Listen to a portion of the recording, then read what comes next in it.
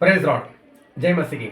मैं स्टैनली मैकवान, मेरे YouTube channel Hindi Gujarati Bible study में आपका स्वागत है। मेरे चैनल को आज अभी इसी वक्त आप सब्सक्राइब कर लीजिए और परमेश्वर के ज्ञान में आप बढ़ते जाओ।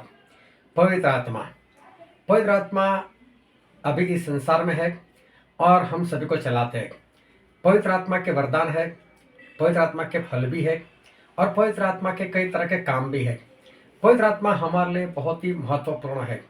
लेकिन एक बात पवित्र आत्मा की जो आपने आज तक नहीं जानी है, क्या है वो बात? पवित्र आत्मा की ऐसी कौन सी बात है जो आज तक आपने कहीं से सीखी नहीं और आपने कहीं उसको सुनी नहीं? वो जानने के लिए मेरे साथ इस वीडियो में अंत तक बने रहो।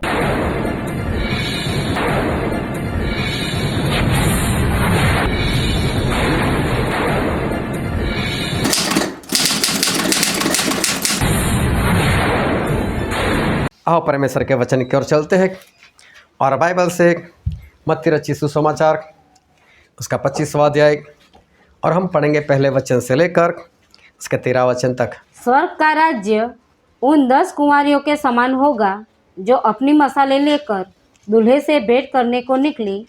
उनमें 5 मूर्ख और 5 समझदार थी। मूर्खों ने अपनी मसाले तो ली, परंतु अपने साथ तेल नहीं लिया। परंतु समझदारों ने अपनी मसालों के साथ अपनी कुपियों में तेल भी भर लिया।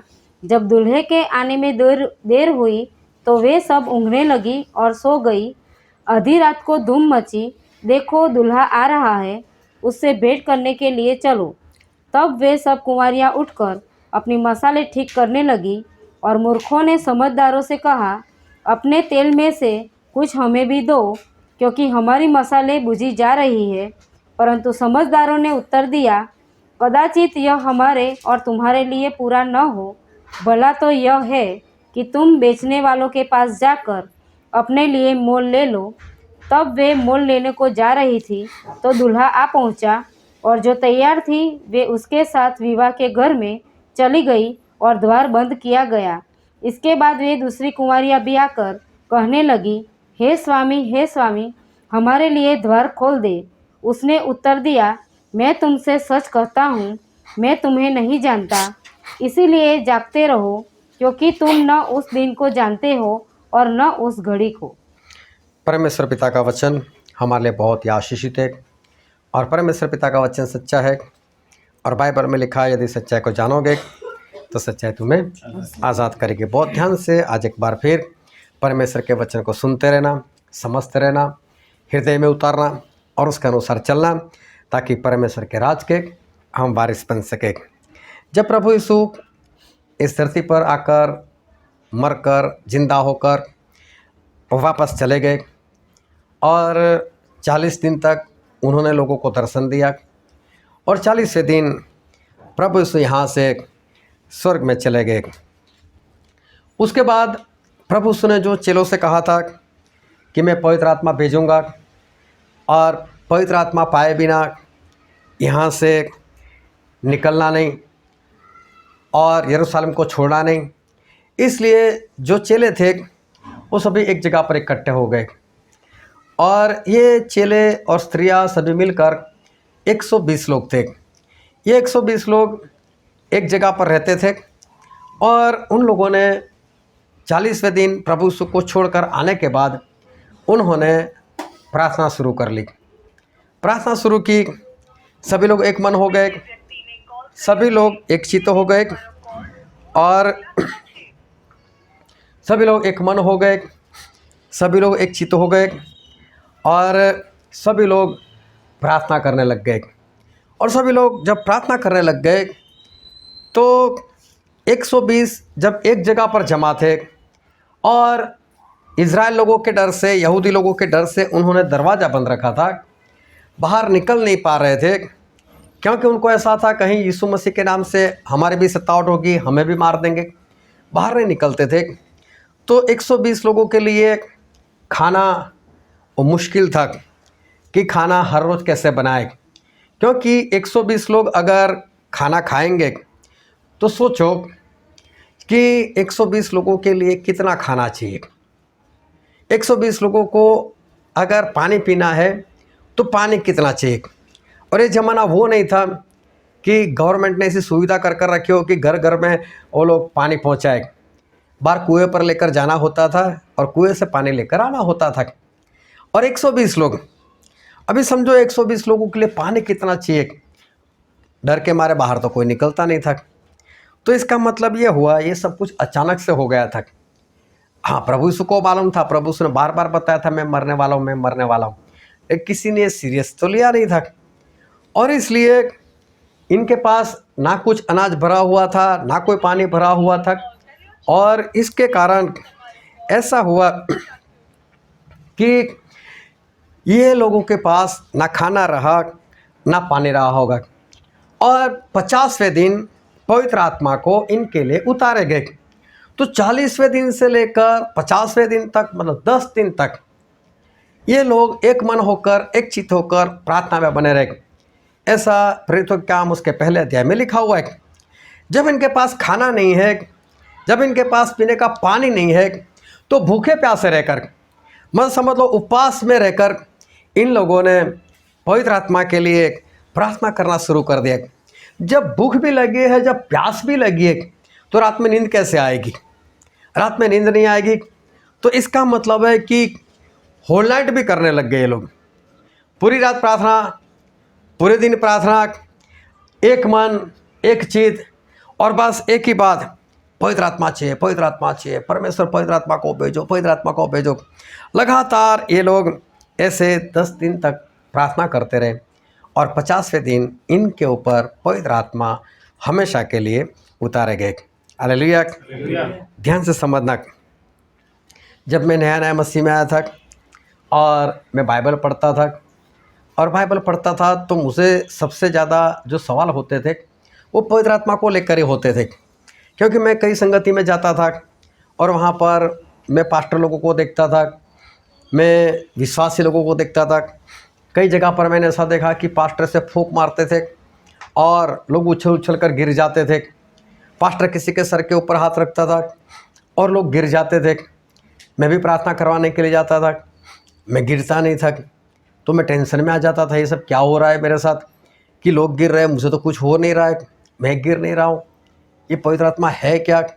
मैं जब उनसे पूछता था कि भाई साहब लोग गिर रहे हैं, मैं नहीं गिर रहा, तो हंसते थे। और उनका जो जवाब मिलता था, उस जवाब से मुझे संतुष्टि नहीं होती थी। फिर जहाँ पर मैं रेगुलर संगति में जाता था, उस पास्टर को मैंने बोला कि भाई साहब आप एक काम करो, बाइबल टीचिंग रखो और पवित्र आत्मा के बारे में सिखाओ। तो हम हर बुधवार बाइबल स्टडी करते थे।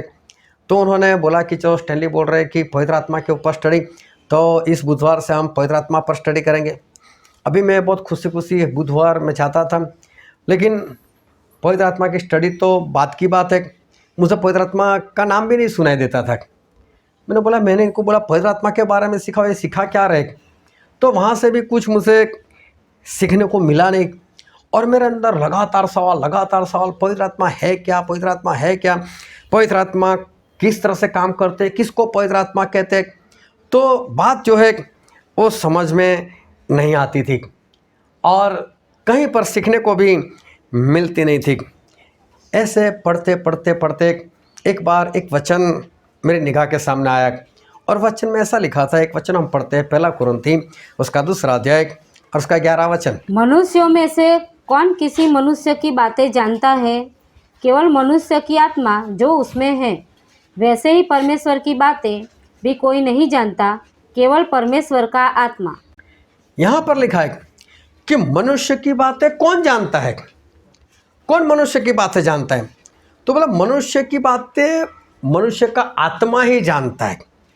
तो उसी तरह से अगर परमेश्वर को जानना हो तो परमेश्वर को भी कौन जान सकता है? सिर्फ परमेश्वर की आत्मा, पवित्र आत्मा। तो मेरे दिमाग में एक लाइट हुई कि मुझे पवित्र आत्मा के बारे में जानना है, तो मुझे चाहिए भी पवित्र आत्मा ही। मैं कितना भी भागूंगा, कितना भी दौड़ूंगा, कितना भी पूछूंगा, लेकिन जब तक पवित्र आत्मा नहीं, तो मुझे पवित्र आत्मा के बारे में नहीं पता चलेगा, वो ही मुझे सिखाएंगे। तो फिर उस दिन से मैंने उपवास करना शुरू कर दिया और परमेश्वर से मांगना शुरू कर दिया कि परमेश्वर मुझे पवित्र आत्मा दो, परमेश्वर मुझे पवित्र आत्मा दो।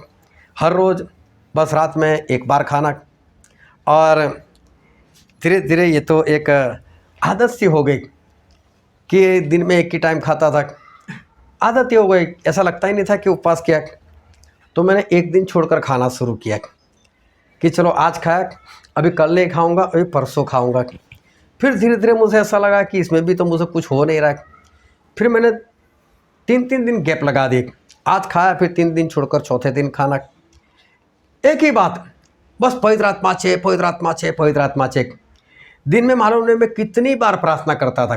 प्रार्थना मेरी 2-4 सेकंड की होती थी, बस परमेश्वर मुझे पवित्र आत्मा दो, आमीन।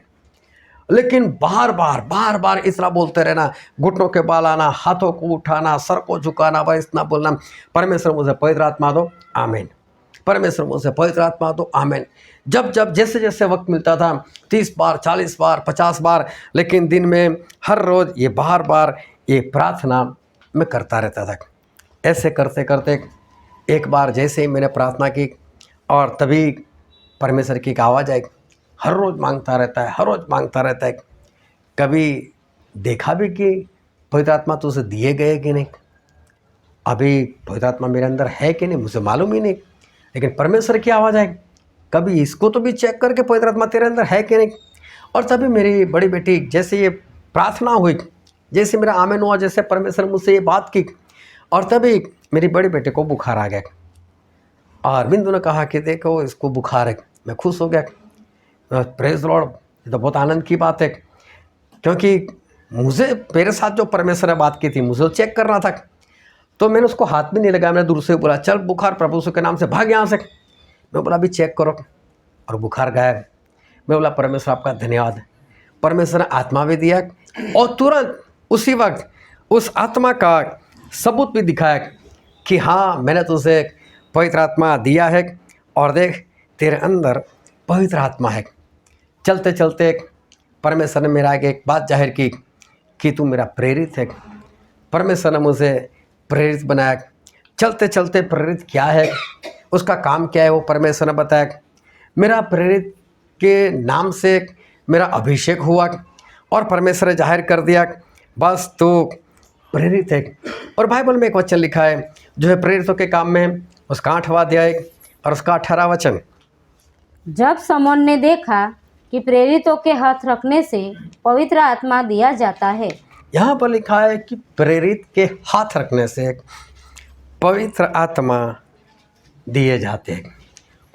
बहुत बड़ी बात मेरे लिए कि प्रेरित के हाथ रखने से पवित्र आत्मा दिए जाते हैं। मुझे तो मालूम नहीं था। मैंने तो अगर मालूम होता तो अभी मेरे लिए कुछ नहीं होने वाला था, क्योंकि मैं प्रेरित ढूंढता कहाँ पर, मैं किससे प्रेरित मानता है, मैं किससे प्रेरित समझता, प्रेरित है क्या, जब मुझे नहीं मालूम तो मैं प्रेरित को ढूंढने कहाँ पर जाता।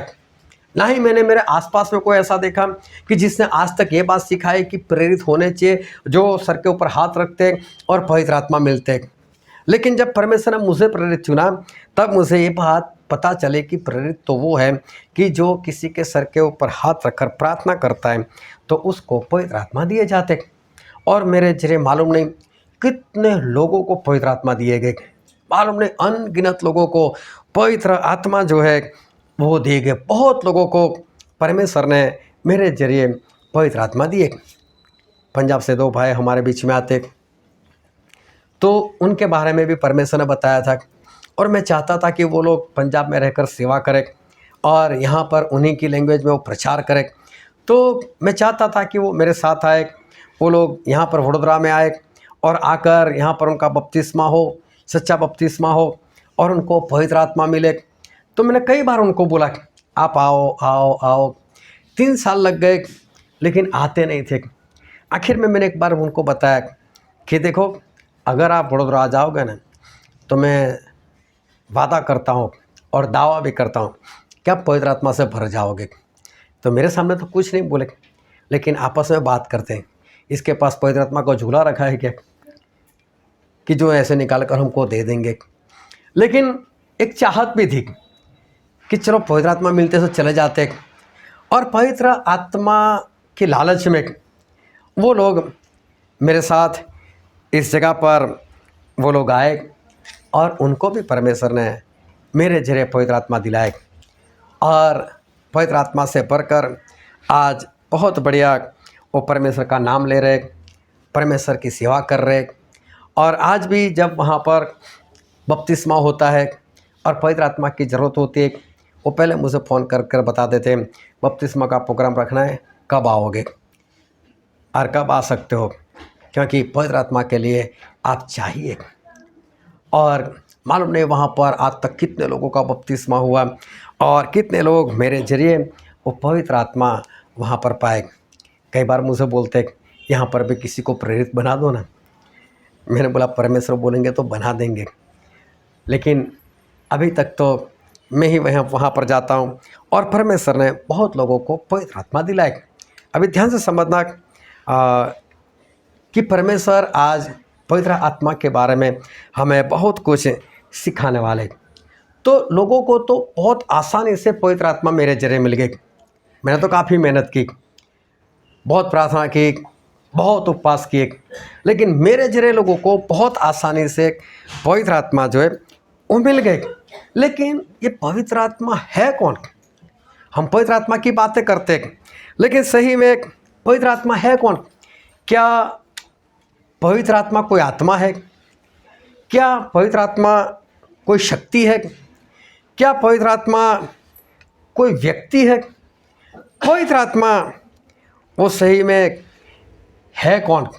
हम किसको कह सकते हैं कि ये पवित्र आत्मा है? और बाइबल में एक वचन हम पढ़ते हैं जो है उत्पत्ति के पुस्तक में उसका 18 अध्याय उसका पहला और दूसरा वचन। अब्राहम ममरे के बांज वृक्षों के बीच कड़ी धूप के समय तंबू के द्वार पर बैठा हुआ था। तब यहोवा ने उसे दर्शन दिया। उसने आँख उठाकर दृष्टि की तो क्या देखा कि 3 पुरुष उसके सामने खड़े हैं। हालेलुया। बहुत ध्यान से समझना कि परमेश्वर ने अब्राहम को इस तरह से दर्शन दिया, ऐसा यहाँ पर लिखा है। और अब्राहम को जो दर्शन हुआ, अब्राहम ने आंख उठाकर देखा तो अब्राहम को क्या दिखाई दिए? 3 पुरुष। इस बात को हमेशा याद रखना, 3 परमेश्वर और 3 के 3 पुरुष, कोई माता नहीं है, इसको याद रखना। अभी है ना माता सिखाने वाले कि हमारे एक माता परमेश्वरी है, हाँ परमेश्वर की पत्नी ऐसा सिखाने वाले हैं, इस बात को याद रखना। 3 है और 3 के 3 पुरुष है। तो जब परमेश्वर ने दर्शन दिया और अब्राहम ने आंख उठाकर देखा तो 3 पुरुष थे। फिर आगे उत्पत्ति में लिखा है उसका पहला अध्याय उसका 26 वचन। फिर परमेश्वर ने कहा, हम मनुष्य को अपने स्वरूप के अनुसार अपनी समानता में बनाए और वे समुद्र की मछलियों और आकाश के पक्षियों और घरेलू पशुओं और सारी पृथ्वी पर और सब रेंगने वाले जंतुओं पर जो पृथ्वी पर रेंगते हैं अधिकार रखे। यहाँ पर लिखा है कि और परमेश्वर ने कहा, मैं परमेश्वर किसी से बात कर रहे और जिससे भी बात कर रहे उसको क्या कहते हैं? हम हमारे स्वरूप में, मतलब परमेश्वर के साथ कोई है जो उनके ही स्वरूप में है। और दूसरी बात क्या लिखा है? हमारी समानता में। हमारे स्वरूप और हमारी समानता मतलब परमेश्वर एक से ज़्यादा है। जो परमेश्वर की समानता में सामने कोई है और परमेश्वर के जैसा ही है दिखने में, क्या लिखा है? हम हमारे स्वरूप में, इसको याद रखना, स्वरूप में और हमारी समानता में, मतलब शक्ति, सामर्थ, बल जो भी है सब समान।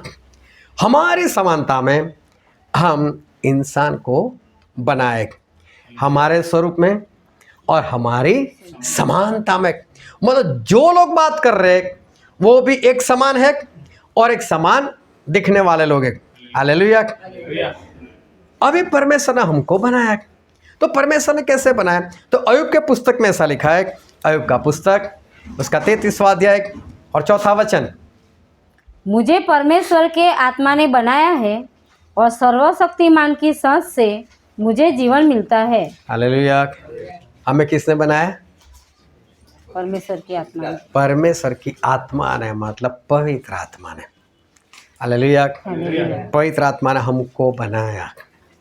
तो कैसे बनाया? अपने स्वरूप में। समझ में आ रही बात? पवित्र आत्मा ने हमें अपने स्वरूप में बनाया, इसका मतलब पवित्र आत्मा का स्वरूप है। समझ में आ रही बात? इसका मतलब पवित्र आत्मा का स्वरूप है।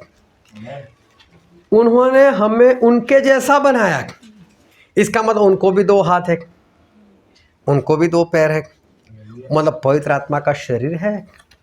हालेलुया। वो सिर्फ आत्मा नहीं है, उनका भी शरीर है। ये तो अलग अलग से नाम लिखे हैं कि पवित्र आत्मा, पिता, पुत्र, ऐसे नाम लिखा है हमें समझने के लिए। लेकिन जो सच्चाई है, पूर्ण सच्चाई, वो तो जब आप स्वर्ग में चले जाओगे तब आपको पता चलने वाला है कि ऐसा किस तरह से उन्होंने बाइबल में लिखा था। लेकिन 3 लोग हैं, तीनों 3 पुरुष हैं, और उन्होंने अपनी समानता में हमें बनाया। और आयुब में तो लिखा है कि पवित्र आत्मा ने, परमेश्वर के आत्मा ने हमको बनाया। इसका मतलब पवित्र आत्मा एक व्यक्ति है, पवित्र आत्मा का अपना एक स्वरूप है, और जैसा स्वरूप हमारा है वैसे ही पवित्र आत्मा का स्वरूप है। और पवित्र आत्मा ने हमें बनाया। तो जिसे हम पिता कहते हैं या पुत्र कहते हैं या पवित्र आत्मा कहते हैं, ये तीनों हमारे परमेश्वर हैं। पिता परमेश्वर, यीशु परमेश्वर और पवित्र आत्मा परमेश्वर। गिनती में 3 है, लेकिन सारे काम करने में ये लोग एक है। ये 3 के 3 आदि और अंत है। आदि का मतलब शुरुआत, ये शुरुआत से ही 3 लोग हैं। ऐसा नहीं कोई पहले आया 1-2 सेकंड या मिनट के बाद दूसरा आया और उसके बाद तीसरा, ऐसा नहीं। ये 3 के 3 आदि है और 3 के 3 अंत है। अल्फा मतलब शुरुआत में हूँ, ओमेगा मतलब आखिर। लेकिन प्रथम बोलो तो प्रथम से पहले कुछ नहीं आता। हालेलुया। और आखिरी बोलो तो आखिरी के बाद भी कोई नहीं आता। तो ये 3 के 3 पवित्र आत्मा भी, वो भी आदि और अंत, वो भी अल्फा और ओमेगा, और वही पहले और वही आखिरी। ये तीनों 3 एक समान है, लेकिन ये तीनों के अपने अपने काम है। अध्ययन से एक एक वचन को समझना, क्योंकि आज पवित्र आत्मा के बारे में काफ़ी कुछ सीखने को मिलने वाला है। ये तीनों अपने अपने एक काम में है, तीनों के अपने अपने काम है। और पवित्र आत्मा, आज हम उसी की बात कर रहे हैं। पवित्र आत्मा का काम है हमें चलाना, हमें अगुवाई देना। तो पवित्र आत्मा का काम है हमें चलाना। पवित्र आत्मा वो हमारा इस्तेमाल करते हैं, पवित्र आत्मा हमें चलाते हैं, और पवित्र आत्मा अलग अलग काम से हमें इस्तेमाल करते हैं। अलग अलग कामों के लिए परमेश्वर हमारा इस्तेमाल करते हैं। और यशायाह नबी के पुस्तक में ऐसा लिखा है, यशायाह भविष्यवक्ता का पुस्तक, उसका 11वां अध्याय और उसका 2 वचन। यहोवा का आत्मा बुद्धि और समझ का आत्मा, युक्ति और पराक्रम का आत्मा और ज्ञान और यहोवा के भय का आत्मा उस पर ठहरा रहेगा। यहाँ पर 7 आत्मा के बारे में लिखा है। देखो सबसे पहला आत्मा कौन सा है? पढ़ो पढ़ो। यहोवा का आत्मा, सबसे पहले यहोवा का आत्मा, फिर बुद्धि और समझ का आत्मा, बुद्धि का आत्मा, और तीसरा समझ का आत्मा, फिर युक्ति और पराक्रम का और आत्मा, पराक्रम का आत्मा, 5 आत्मा, फिर और ज्ञान और यहोवा के भय का आत्मा, और यहोवा के भय का आत्मा, 7 आत्मा। तो यहाँ कोई 7 आत्मा नहीं, आत्मा एक ही है, पवित्र आत्मा। ये सारे उनके काम है। तो इन अलग अलग कामों से पवित्र आत्मा हमें अलग अलग काम से चलाते हैं। तो पवित्र आत्मा के यहाँ पर 7 कामों के बारे में लिखा है। ऐसे तो पवित्र आत्मा के बहुत सारे काम हैं। एक वचन और पढ़ते हैं, जो है यूहन्ना उसका 14वां अध्याय और उसका 16 और 17 वचन।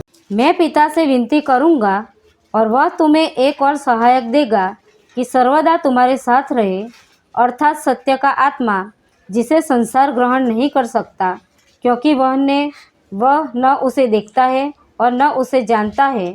तुम उसे जानते हो, क्योंकि वह तुम्हारे साथ रहता है और वह तुम में होगा। वह तुम में होगा। यहाँ पर लिखा है सच्चाई का आत्मा, सत्य का आत्मा। तो एक आत्मा और है यहाँ पर, तो सही में आत्मा नहीं है, लेकिन ये पवित्र आत्मा का काम है सच्चाई में चलाना, इसलिए उनका नाम लिखा है सत्य का आत्मा। फिर इफिसी में लिखा है, इफिसी उसका पहला अध्याय और 17 वचन, हमारे प्रभु यीशु मसीह का परमेश्वर जो महिमा का पिता है तुम्हें अपनी पहचान में ज्ञान और प्रकाश की आत्मा दे। ज्ञान और प्रकाश का आत्मा, तो ये कोई अलग से आत्मा नहीं है, ये भी पवित्र आत्मा का काम है, ज्ञान से भरना और अपने प्रकाश से भरना, ये भी पवित्र आत्मा का काम है। फिर पहले कुरिन्थियों में लिखा है उसका 12वां अध्याय और 8 से लेकर 11 पढ़ दो। क्योंकि एक को आत्मा के द्वारा बुद्धि की बातें दी जाती है और दूसरे को उसी आत्मा के अनुसार ज्ञान की बातें, किसी को उसी आत्मा से विश्वास और किसी को उसी एक आत्मा से चंगा करने का वरदान दिया जाता है। फिर किसी को सामर्थ्य के काम करने की शक्ति और किसी को भविष्यवाणी की और किसी को आत्माओं की परख और किसी को अनेक प्रकार की भाषा और किसी को भाषाओं का अर्थ बताना। परंतु ये सब प्रभावशाली कार्य वही एक आत्मा कराता है और जिसे जो चाहता है वह बांट देता है। यहाँ पर लिखा है ये सारे काम एक ही आत्मा करवाते हैं। काम तो 9 लिखे, लेकिन करवाते कौन? एक ही आत्मा।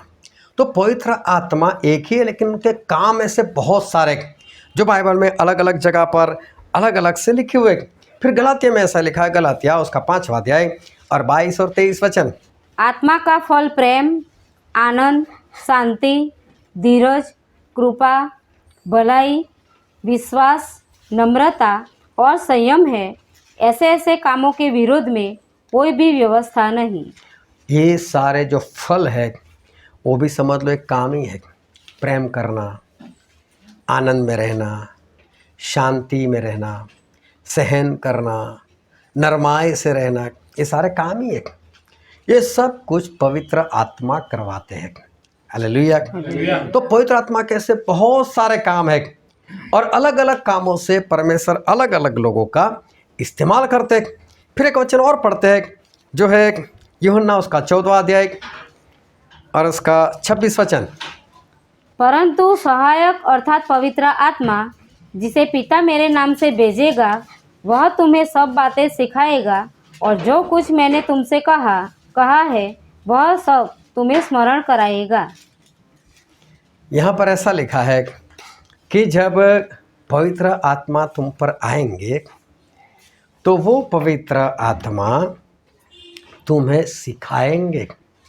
हालेलुया। पवित्र आत्मा क्या करेंगे? सिखाएंगे। तो पवित्र आत्मा हमको क्या करते हैं? सिखाते हैं। जो बाइबल के वचन हैं वो पवित्र आत्मा हमको सिखाते हैं। हालेलुया।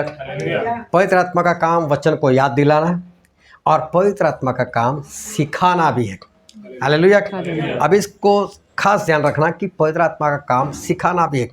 और पहले यूहन्ना में ऐसा लिखा है, पहला यूहन्ना उसका 2वां अध्याय और उसका 27 वचन, परंतु तुम्हारा वह अभिषेक, देखो तुम्हारा अभिषेक जो उसकी ओर से किया गया, हाँ, तुम में बना रहता है और तुम्हें इसका प्रयोजन नहीं कि कोई तुम्हें सिखाए, वरन जैसे वह अभिषेक जो उसकी ओर से किया गया तुम्हें सब बातें सिखाता है और यह सच्चा है और झूठा नहीं, और जैसा उसने तुम्हें सिखाया है वैसे ही तुम उसमें बने रहते हो।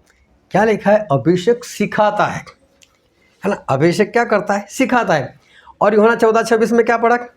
पवित्र आत्मा सिखाते। तो अभिषेक वही पवित्र आत्मा है।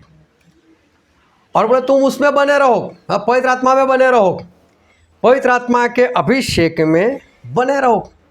पवित्र आत्मा किसी खास काम से जब किसी के अंदर आते हैं तो उसे कहते हैं कि उसका अभिषेक हुआ। खास किसी काम से, जैसे शाऊल राजा, वो पवित्र आत्मा से भर गए लेकिन उनको राजा बनाया था, तो राजा का काम करवाने के लिए पवित्र आत्मा उसके अंदर आए थे। यिर्मयाह, उसको बोला कि यिर्मयाह तू तेरी माँ के पेट में था तभी से मैंने तुझे पवित्र किया, तभी से तेरा अभिषेक किया और मैंने तुझे जातियों का भविष्यवक्ता नियुक्त किया। मतलब भविष्यवक्ता का काम करवाने के लिए पवित्र आत्मा उसके अंदर आए थे। इसी तरह से प्रेरित का काम करवाने के लिए पवित्र आत्मा थे। प्रचारक का काम करवाने के लिए पवित्र आत्मा आते हैं, अन्य भाषा बुलवाने के लिए पवित्र आत्मा आते हैं, उसका अनुवाद करवाने के लिए आते हैं, पास्टर का काम करवाने के लिए पवित्र आत्मा आते हैं, टीचर का काम करवाने के लिए पवित्र आत्मा आते हैं।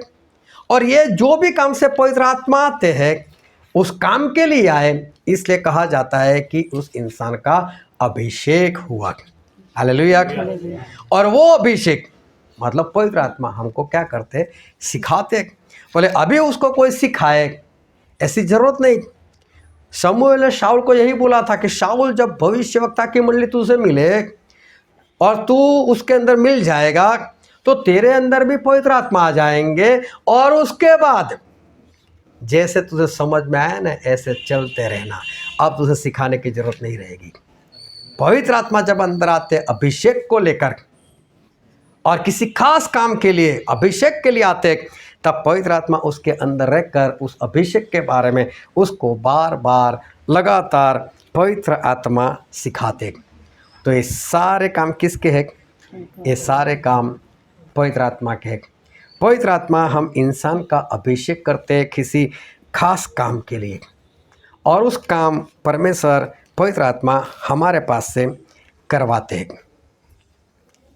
क्या पवित्र आत्मा वो ट्रांसफ़र भी होता है? ध्यान से समझना।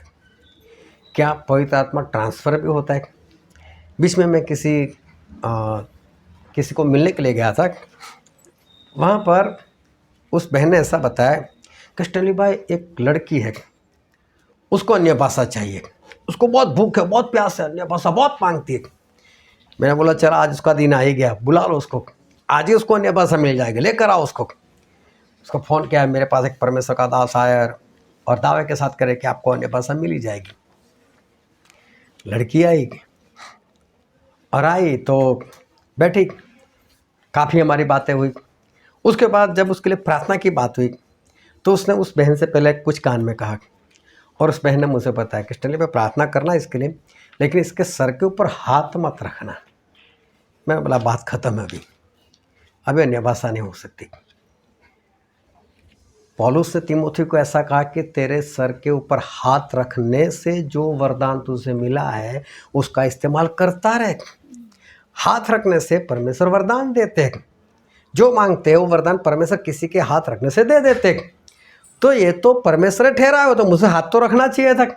अभी मैं हाथ नहीं रखने वाला था तो उसको अन्य भाषा मिलने वाली नहीं थी, तो उसको अन्य भाषा मिली भी नहीं। तो क्या आत्मा, पवित्र आत्मा एक के अंदर से दूसरे के अंदर क्या ट्रांसफ़र होते हैं? तो मुझे पता चल गया है कि इस लड़की को किसी ने सिखाया होगा कि कभी भी किसी को अपने सर के ऊपर हाथ मत रखने देना। और मैंने ऐसा कई जगह पर सुना है कि लोग ऐसा बोलते हैं कि किसी को सर के ऊपर हाथ रखकर प्रार्थना मत करवा देना, उसका आत्मा तेरे अंदर आ जाएगा। फिर मैंने उस बहन को बोला कि आपके घर जो आई थी उसको ऐसा सिखाया गया? बोले हाँ। बोला अगर उसके अंदर कोई दूसरा आत्मा होगा ना, वो आत्मा हमारे अंदर ट्रांसफ़र हो जाएगा। क्या पवित्र आत्मा इस तरह से किसी के अंदर से किसी के अंदर जा सकता है? क्या पवित्र आत्मा किसी में ट्रांसफ़र हो सकता है? या समझ लो कि किसी में 5 लीटर पवित्र आत्मा है। मैं लीटर इसलिए बोल रहा हूँ, बाइबल में उंडेला ऐसा लिखा है जैसे लिक्विड है, से हमें पवित्र आत्मा पिलाया गया। समझ लो कि किसी के अंदर 5 लीटर पवित्र आत्मा है। ये सिर्फ एग्जाम्पल है, बाहर जाकर किसी को बोलना है ये लीटर की बात कर रहे हैं। ये सिर्फ समझाने के लिए मैं बता रहा हूँ। अगर किसी के अंदर 5 लीटर पवित्र आत्मा है तो क्या ऐसा हो सकता है वो अपने से 2 लीटर निकाल कर किसी और को, चल 2 लीटर तेरा, मैं मेरे पास 3 लीटर रखता हूँ? क्या ऐसा कभी हो सकता है कि किसी के अंदर पवित्र आत्मा हो और इस तरह से उस पवित्र आत्मा को उसमें से कुछ थोड़ा लेकर उसके अंदर ट्रांसफ़र किया जाए? हालेलुया। बाइबल में एक वचन पढ़ते हैं जो गिनती का पुस्तक उसका 11वां अध्याय और 24 और 25 वचन। तब मूसा ने बाहर जाकर प्रजा के लोगों को यहोवा की बातें कह सुनाई, और उनके पुरनियों में से 70 पुरुष इकट्ठा करके तंबू के चारों ओर खड़े किए। तब यहोवा बादल में होकर उतरा और उसने मूसा से बातें की, और जो आत्मा उसमें था उसमें से लेकर उन 70 पुरानियों में समवा दिया, और जब वह आत्मा उनमें आया तब वे नबूवत करने लगे, परंतु फिर और कहीं भी कभी न की। हालेलुया।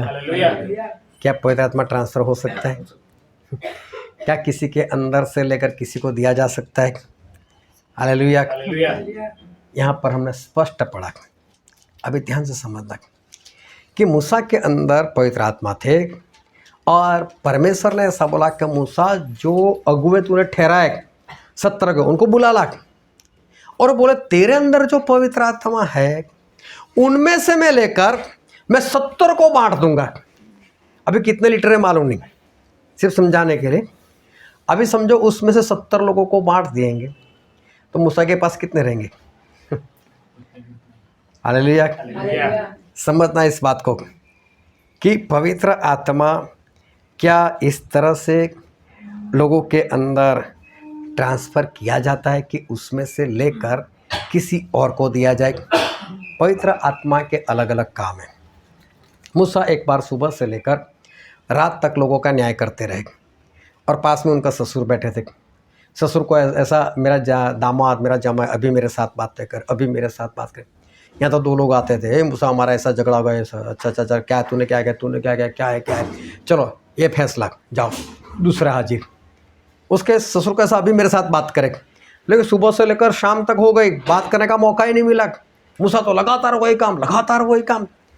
तो फिर उसके ससुर ने बोला, मूसा ऐसा कैसे चलेगा, तो सुबह से लेकर शाम तक इसी काम में व्यस्त रहेगा, नहीं चलेगा। बोले अधिकारी अगुए बना, हाकिमों को ठहरा, 10 के ऊपर, 100 के ऊपर, 1000 के ऊपर, वो लोग न्याय करेंगे, तेरा काम वो लोग करेंगे। और कोई भारी मसला हो बस वही तेरे पास लेकर आए तो तू फ्री रहेगा, तू और कोई काम कर पाएगा। मूसा बोले ऐसा तो मैं नहीं कर सकता, जो भी करे परमेश्वर। तो परमेश्वर ने बोला हाँ मूसा सही बात है, करो ऐसा। अभी मूसा ने अगुए ठहराए। अभी उन अगुओं को कौन सा काम करना था? मूसा वाला काम करना था। और मूसा वाला काम करना था, इसलिए आत्मा भी कौन सा चाहिए? मूसा वाला। तो परमेश्वर मूसा के अंदर से 70 लोगों को नहीं बांटा, मूसा वाला आत्मा, जो मूसा के अंदर काम करने के लिए जो आत्मा थे, वही आत्मा, वही अभिषेक उन 70 लोगों को दिया। आप ये लोग काम किया करो। हालेलुया। परमेश्वर किसी के अंदर से लेकर किसी को कितनी मुश्किल से हासिल किया, और अगर उसमें से परमेश्वर निकाल कर दूसरे को दे दे तो नहीं चलेगा। ऐसा परमेश्वर ऐसे नहीं देते। पवित्र आत्मा ट्रांसफ़र नहीं होता। किसी के सर के ऊपर हाथ रखने से आपके अंदर जो पवित्र आत्मा है वो ऐसे बिजली के करंट की तरह चले जाएंगे, ऐसा नहीं होगा। आपके पास जितना है वही रहेंगे, लेकिन पवित्र आत्मा ट्रांसफ़र नहीं होते। यूहन्ना बपतिस्मा वाले जब इस धरती पर आए, उनका जब जन्म हुआ और उन्होंने परमेश्वर का काम किया, तब प्रभु ने अपने चेलों से एक बात की थी। और हम पढ़ते मत्ती रचित सुसमाचार उसका 11वां अध्याय और 13 और 14 वचन। यूहन्ना तक सारे भविष्यवक्ता और व्यवस्था भविष्यवाणी करते रहे, और चाहो तो मानो कि एलिया जो आने वाला था वह यही है। हाँ, यूहन्ना को बोल दिया प्रभु ने कि अगर मानना चाहो ना एलिया आ चुका है, तो बोले यही एलिया थे। तो क्या यूहन्ना एलिया थे? यूहन्ना एलिया नहीं थे। अगर ऐसा होता तो उसको पुनर्जन्म बोलते, जो हम मानते ही नहीं है। नहीं, पुनर्जन्म नहीं है। एलिया तो वही है ऊपर, लेकिन एलिया के अंदर जो आत्मा, जो अभिषेक, वही काम इस यूहन्ना का था। तो परमेश्वर ने वही आत्मा इस यूहन्ना को दिया था। फिर लूका में लिखा है, उसका पहला अध्याय उसका 17 वचन पढ़ो। वह एलिया की आत्मा और सामर्थ्य में होकर उसके आगे आगे चलेगा कि पितरों का मन बाल बच्चों की ओर फेर दे, और आज्ञा न मानने वाले को धर्मियों की समझ पर लाए, और प्रभु के लिए एक योग्य प्रजा तैयार करे। हालेलुया। तो एलिया का आत्मा, एलिया के अंदर जो आत्मा, पवित्र आत्मा काम कर रहे थे, उनके अंदर जो अभिषेक काम कर रहा था, वही आत्मा, वही अभिषेक यूहन्ना बपतिस्मा वाले को भी दिए गए थे। तो पवित्र आत्मा कोई ऐसी वस्तु नहीं है कि हाथ रखने से ट्रांसफ़र हो सकते, वो ट्रांसफ़र नहीं होंगे। हालेलुया। इस बात को अच्छे से समझना कि पवित्र आत्मा कभी इस तरह से ट्रांसफ़र नहीं होते, लेकिन बाइबल में लिखा ज़रूर है कि मूसा का आत्मा 70 लोगों में बांट दिया, या एलिया का आत्मा यूहन्ना को दिया, मतलब उनमें से निकाल कर नहीं दिया। वही अभिषेक वाला आत्मा, वही काम करने वाला आत्मा परमेश्वर ने यूहन्ना को और वो 70 लोगों को परमेश्वर ने दे दिया। किसी के अंदर से पवित्र आत्मा निकाल कर किसी को हम नहीं दे सकते। हालेलुया, समझ में आ गई बात? किसी के अंदर से कोई भी इंसान अगर पवित्र आत्मा से भरा हुआ, वो भी खुद भी अपने अंदर से कुछ मात्रा लेकर किसी को पवित्र आत्मा नहीं दे सकता। तो कोई भी इंसान अपने अंदर से निकाल कर किसी को पवित्र आत्मा नहीं दे सकता, या कोई और किसी के अंदर से पवित्र आत्मा निकाल कर खुद के अंदर वो डाल नहीं सकता। ये दोनों बातें आपस में नहीं हो सकती। पवित्र आत्मा परमेश्वर है, वो हमारे मालिक है, वो आदि और अंत है, वही पहले है, वही आखिरी है, और पवित्र आत्मा वो सर्वशक्तिमान है। और प्रभु ने अपने चेलों से ऐसा कहा था। एक वचन फिर से पढ़ते हैं, यूहन्ना उसका 14वां अध्याय और उसका 16 वचन। मैं पिता से विनती करूंगा और वह तुम्हें एक और सहायक देगा कि वह सर्वदा तुम्हारे साथ रहे। अब इस बात को ध्यान से समझना कि प्रभु ने क्या बोला था, मैं पिता से विनती करूंगा और वो तुम्हें पवित्र आत्मा हमेशा के लिए देंगे। तो पवित्र आत्मा कैसे भेज दी जाएंगे? प्रभु यीशु पिता से कहेंगे, विनती करेंगे, और पवित्र और परमेश्वर पिता परमेश्वर प्रभु यीशु की विनती को सुनकर पवित्र आत्मा को हमेशा के लिए इस धरती पर भेज देंगे। फिर प्रेरितों के काम में लिखा है उसका 2 अध्याय और उसका 38 वचन। पतरस ने उनसे कहा, मन फिराओ और तुम में से हर एक अपने अपने पापों की क्षमा के लिए यीशु मसीह के नाम से बपतिस्मा ले, तो तुम पवित्र आत्मा का दान पाओगे। हालेलुया। अब पश्चाताप करो, मन फिराओ, बपतिस्मा लो, मतलब पानी में डूब जाओ, तो पापों की क्षमा, और जैसे ही पापों की क्षमा वैसे ही पवित्र आत्मा, ये हो जाएगा। लेकिन पवित्र आत्मा है कौन? परमेश्वर, सर्वशक्तिमान, आदि और अंत, तीन में से एक व्यक्ति। और प्रभु ने ऐसा बोला कि मैं पिता से विनती करूंगा और पिता उन्हें हमेशा के लिए भेज देंगे। तो प्रभु ने पिता से विनती की कि पवित्र आत्मा को भेजो, इनके बिना सब अधूरे हैं, इनके बिना कोई आत्मा का जीवन नहीं जी सकता, भेजो उनको। तो प्रभु यीशु की विनती के खातिर पिता ने पवित्र आत्मा को बोला, भाई तू जा, लोगों को चला, और पवित्र आत्मा आए। लेकिन अंदर का बात है। तो जब हम मन फिराते हैं, पश्चाताप करते हैं, बपतिस्मा लेते हैं, तो हमारे पापों की क्षमा मिलती है और तुरंत हमें पवित्र आत्मा दिए जाते। बस वहाँ पर एक प्रेरित होना चाहिए। उस पवित्र आत्मा के लिए वहाँ पर एक प्रेरित होना चाहिए। तो पवित्र आत्मा पाना अब बहुत आसान हो गया। सिर्फ पश्चाताप, सिर्फ बपतिस्मा और एक प्रेरित का होना और पवित्र आत्मा वो मिल जाएंगे। अब पवित्र आत्मा पाना बहुत आसान है, लेकिन पवित्र आत्मा वो परमेश्वर है और पवित्र आत्मा अनमोल है।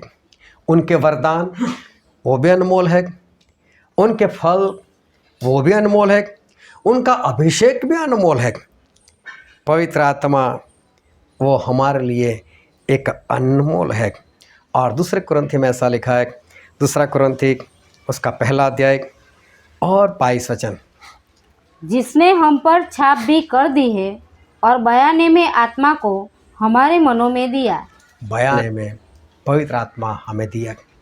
सबसे बड़ी पवित्र आत्मा की बात, उनके वरदान अनमोल है, उनका अभिषेक अनमोल है, उनके फल अनमोल है, उनके सारे काम अनमोल है, उनकी उपस्थिति अनमोल है। वो खुद परमेश्वर है, वो सर्वशक्तिमान। लेकिन इन सभी बातों से बढ़कर अगर पवित्र आत्मा में कुछ है तो वो है हमारा बयाना, मतलब कि स्वर्ग जाने की टिकट है।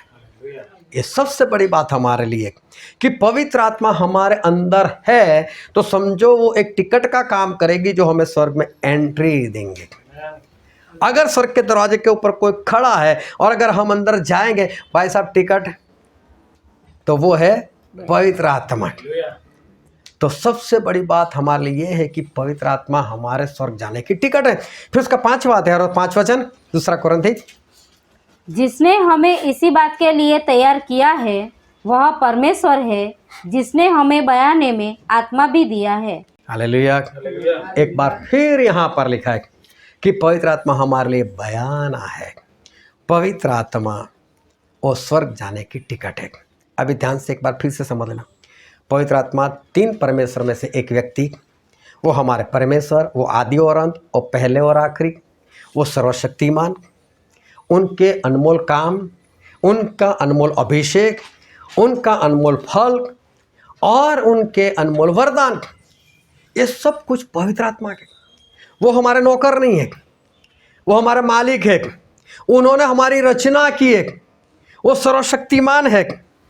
मिल जाते बहुत आसानी से, बस विश्वास करो, पश्चाताप करो, बपतिस्मा लो और पवित्र आत्मा आ गए और वो स्वर्ग में जाने की टिकट है। लेकिन आपके अंदर आने के बाद आप पवित्र आत्मा को बांध नहीं सकते। हालेलुया।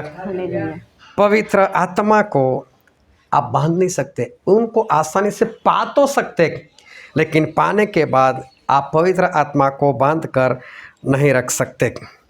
उन्हें बांध कर रखना वो कभी भी नहीं हो सकता। अगर वो आपके अंदर से चले जाना चाहे तो चले भी जा सकते, ऐसे नहीं जाएंगे अगर आपने उनको दुखी कर दिया तो।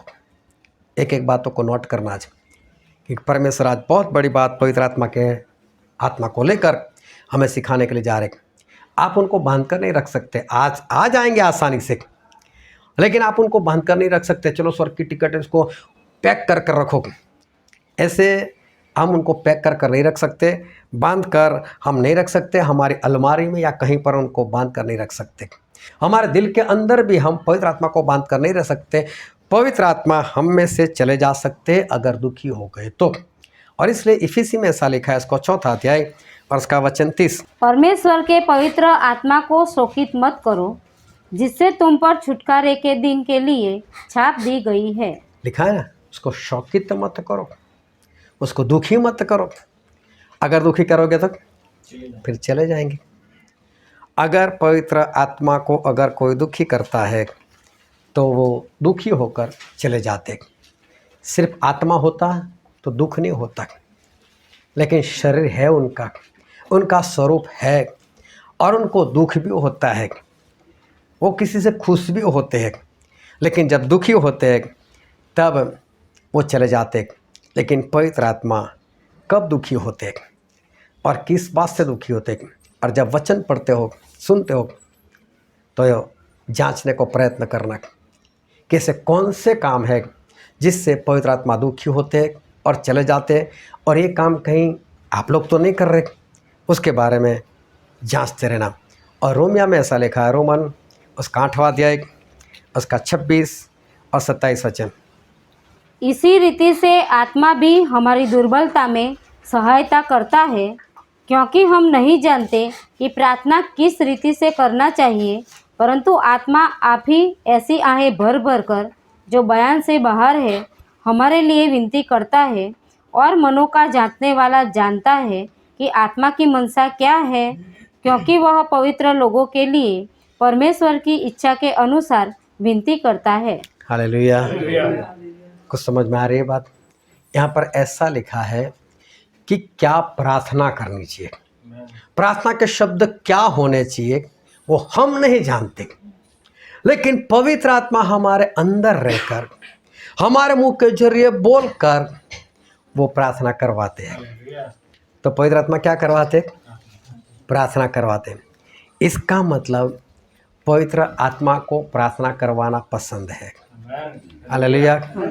पवित्र आत्मा को प्रार्थना करवाना पसंद है। वो हमारे अंदर रहकर हमसे प्रार्थना करवाते, और लोगों के लिए प्रार्थना करो अंदर से बोलते, और वो हमें शब्द देते, ऐसे शब्द जो हम बयान नहीं कर सकते। ऐसे शब्द बोल बोलकर पवित्र आत्मा हमारे जरिए प्रार्थना करवाते। और उनके शब्द कैसे होते? जो सर्वशक्तिमान परमेश्वर, उनकी मर्जी के अनुसार उनके शब्द होते। हम तो प्रार्थना में कुछ भी मांग लेंगे, परमेश्वर शादी करवा दो, सोना दे दो, चांदी दे दो, बंगला दे दो, घर दे दो, सब कुछ भी हम तो मांग लेंगे। लेकिन पवित्र आत्मा कैसी प्रार्थना कराते? जो परमेश्वर को पसंद है। लोग कैसी प्रार्थना करते हैं? जो उनको पसंद है। लेकिन पवित्र आत्मा कैसी प्रार्थना करवाते हैं? जो परमेश्वर को मालूम है, उनकी जो मर्जी है उसके अनुसार पवित्र आत्मा प्रार्थना करवाते हैं। तो पवित्र आत्मा क्या करवाते हैं? हमारे अंदर रहकर प्रार्थना करवाते हैं। Hallelujah, hallelujah. अभी देखो, पवित्र आत्मा को प्रार्थना पसंद है और कई लोगों को प्रार्थना नहीं पसंद। क्या होल नाइट में जाना, क्या प्रार्थना करना, क्या बैठना। अब पवित्र आत्मा अंदर से क्या बोलती? जाने यार, मैं प्रार्थना कराऊंगा, मुझे तो प्रार्थना करवाने तेरे जरिए। होल नाइट जाग, बैठ, मैं तेरे से प्रार्थना करवाना चाहता हूँ। बैठ, नहीं जाना, चुप। तो पवित्र आत्मा क्या होंगे? पवित्र आत्मा क्या होंगे? हाँ, तो फिर क्या करेंगे? चले जाएंगे। समझ लेना, प्रार्थना के लिए आपके पास वक्त नहीं, तो पवित्र आत्मा दुखी हो जाएंगे और पवित्र आत्मा आपके अंदर नहीं रहेंगे और पवित्र आत्मा चले जाएंगे। आपको नींद आती है, शरीर की कमजोरी लगती है आपको, और इसलिए आप सांसारिक बातों को पसंद करते हुए आप होल नाइट में नहीं जा रहे। और एक कारण और भी है, और वह है आत्मा का घमंड, आत्मिक घमंड। जाने दो ना, होल नाइट में प्रार्थना के कौन कैसा बैठता है, कौन क्या करता है, कोई तो इधर उधर इशारा करता है। अरे उनको प्रार्थना करने भी आती है, क्या इनके बीच में जाकर बैठना? तो मेरे भाई जाकर सीखा ना, तू सीखा। घमंड क्यों करता है? हालेलुया। ऐसे लोगों में से पवित्र आत्मा चले जाते हैं, क्योंकि प्रार्थना चाहते नहीं और परमेश्वर तो प्रार्थना करवाना चाहते। और जितने लोग इस पवित्र आत्मा को दुखी कर देते कि नहीं, मैं प्रार्थना करवाना नहीं चाहता, तो पवित्र आत्मा से दुखी हो जाते। पतरस पूरी रात उसने मछली पकड़ी, पूरी रात, और सुबह में प्रभु यीशु उसके पास आए। अभी ध्यान से समझना, प्रभु यीशु इतनी सुबह नहीं आए थे कि जब कोई उठा ही ना हो। प्रभु यीशु के पीछे पूरी भीड़ लगी थी और प्रभु यीशु ने उसी की किश्ती में बैठकर उपदेश किया था। तो इसका मतलब ये सुबह 5 बजे की बात नहीं है, 6 बजे की भी बात नहीं। लोग उठकर नहा धोकर चाय नाश्ता करने के बाद प्रभु यीशु के पीछे आए होंगे। ये ज़्यादा नहीं तो भी कम से कम 9-10 बजे की बात है। और पतरस पूरी रात मछली पकड़ी, नहीं आई, और वो क्या कर रहा था मालूम है? अपनी जालों को धो रहा था। और तब प्रभु यीशु वहां पर आए। ए सिमोन, तेरी कश्ती में बिठाना, थोड़े अंदर ले जाना, मुझे उपदेश करना है। लोग सारे मुझे मेरे ऊपर गिर रहे। पूरी रात मछली पकड़ने के बाद, पूरी मेहनत करने के बाद एक भी मछली नहीं आई, और अभी भी घर पर नहीं गया, अभी भी सोया नहीं, और अभी भी वो तो जालों को धो रहा है। और वही पतरस को गेत्सेमाने बाग में बोलो 1 घंटा प्रार्थना नहीं कर सकता है। 1 घंटे में उसको नींद आ जाती। नौकरी पर नींद नहीं आती, वहां पर होल नाइट होती है, कारोबार पूरी रात होता है आपसे, और होल नाइट नहीं, यार मेरे से बहुत नींद आती है, मैं नहीं जाऊंगा। किसको ठगते हो? पवित्र आत्मा को। किसको दुखी करते हो? पवित्र आत्मा को। नहीं रहते पवित्र आत्मा, नहीं रहते पवित्र आत्मा, चले जाते। जब इंसान सांसारिक कामों के लिए पूरी रात जा सकता है, पूरी रात काम कर सकता है, तो भी सुबह नहीं थकता। शादी में लोग मैंने देखा है पूरी पूरी रात जागते, सारे रिश्तेदार इकट्ठे होते हैं ना, बातें, गरबा, डांस, ये वो, पूरी रात जाग लेते, और फिर भी बारात में इतने फ्रेश होकर जाते। और होल नाइट में मेरे बच्चे हैं ना, तो बच्चे तो शादी में भी थे, बच्चों ने बोला मैं शादी में नहीं जागूंगा। जितने जितने लोग ऐसा बोलते होंगे ना, अगर किसी के पास ये कि मेरे बच्चे इसलिए मैं होल नाइट में नहीं आता, कभी आपने बच्चे को पूछा तू होल नाइट में आएगी, सो जाएगी या सो जाएगा? बहाना किससे बताए? खुद ही से बताए। तो पवित्र आत्मा क्या होते हैं? अंदर दुखी होते, चले जाते। पवित्र आत्मा इंसान के अंदर से निकल जाते हैं। और फिर एक वचन और पढ़ते हैं, जब बाइबल में लिखा है लूका उसका 21वां अध्याय उसका 34 वचन। इसीलिए सावधान रहो, ऐसा न हो कि तुम्हारे मन खुमार और मतवालेपन और इसी जीवन की चिंताओं से सुस्त हो जाए और वह दिन तुम पर फंदे के समान अचानक आ पड़े। एक बार फिर से पढ़ो।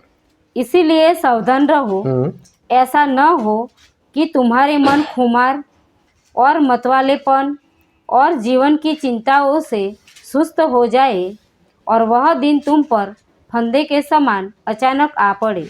इसका मतलब होता है ज़्यादा खाना पीना, और बोले कहीं ऐसा ना हो कि संसार की चिंता हो आपके जीवन में और खाने पीने की ज़्यादा लालसा हो, ये खाओ वो बनाकर खाओ, ऐसा खाओ वो खाओ, और उसके कारण आप परमेश्वर से दूर हो जाओ। आपको खाना पीना पसंद है और पवित्र आत्मा को उपवास करवाना पसंद है। पवित्र आत्मा चाहते ये उपवास करे और परमेश्वर में आगे बढ़े, और इंसान चाहता है मैं तो ये भी खाऊं, मैं तो वो भी खाऊं, और इंसान खाने पीने में पड़ा रहता है, और इसलिए पवित्र आत्मा दुखी हो जाते और पवित्र आत्मा वहाँ से चले जाते।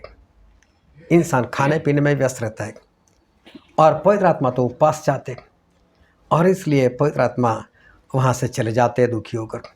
फिर इब्रानी में लिखा है उसका 10वां अध्याय उसका 25 वचन। और एक दूसरे के साथ इकट्ठा होना न छोड़े, जैसे कि कितनों की रीति है, पर एक दूसरे को समझाते रहे, और जो जो उस दिन को निकट आते देखो त्यों त्यों और भी अधिक यह किया करो।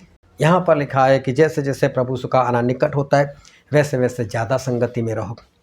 पवित्र आत्मा को ज़्यादा संगति चाहिए, और इंसान जब संगति में नहीं जाता तो पवित्र आत्मा क्या हो जाते, दुखी हो जाते। कि जब इंसान संगति में नहीं जा रहा है तो पवित्र आत्मा तो उसके अंदर इसीलिए आए कि वो संगति में जाए, लेकिन इंसान जब संगति में नहीं रहता तो पवित्र आत्मा दुखी हो जाते और पवित्र आत्मा उससे छोड़कर चले जाते।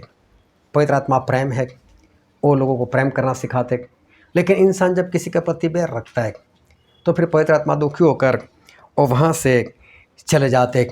तो ऐसे जो पवित्र आत्मा के विरोध वाले काम है वो जब इंसान करता है तो पवित्र आत्मा वो दुखी होते और पवित्र आत्मा चले जाते।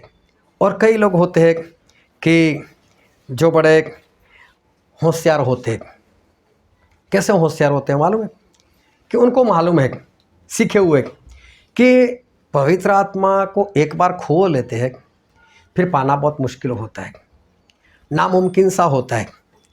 तो कई लोग कैसा करते हैं, अभी इतना भी पाप कर लेते हैं, ये भी कर लेते हैं, वो भी कर लेते हैं, बाद में मैं बपतिस्मा लूँगा, बपतिस्मा लूँगा तो पवित्र आत्मा आएंगे नहीं, और उसके बाद ये सारे काम तो मुझे बंद करने पड़ेंगे, तो पहले सारे काम ही कर दो ना। ऐसे लोगों को मैं स्पष्ट कहता हूं कि ये पवित्र आत्मा आने से पहले उनको दुखी कर दिया। अभी तो बपतिस्मा लेंगे तो ही नहीं आने वाले।